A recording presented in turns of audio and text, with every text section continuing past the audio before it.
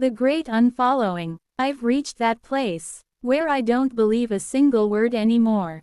Not from leaders, not from friends, not from the ones who start sentences with, "Trust me," somewhere between headlines and hashtags. Truth got bartered for belonging. They call it compromise. I call it contagion. And I'm done breathing the same air as the infected. They say, "Don't judge." But scripture says, "Come out from among them." That's not hate. That's hygiene. Socrates said the unexamined life ain't worth living. But these days, most folks would rather trade their conscience for convenience, and call that peace. I used to argue, used to try and make them see. Now, I let silence do the talking. Because you can't fix people who get high off pretending.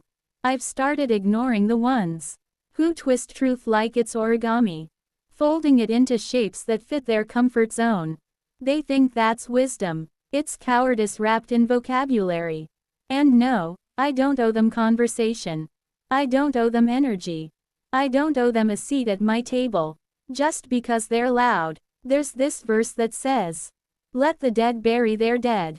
That's how I feel watching them march behind the next politician, the next influencer, the next prophet for sale. I used to think maybe they didn't know.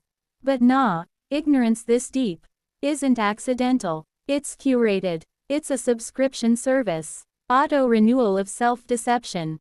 So I cancelled mine. And here's what I've learned in the quiet. Your gut already knows. It's been telling you who's lying. Who's smiling through deceit? Who's mastered the art of sounding right while living wrong? Trust that. That's the voice of your soul saying, "Get out." Marcus Aurelius said, "The soul becomes dyed with the color of its thoughts." So I've stopped standing next to people who love the color gray.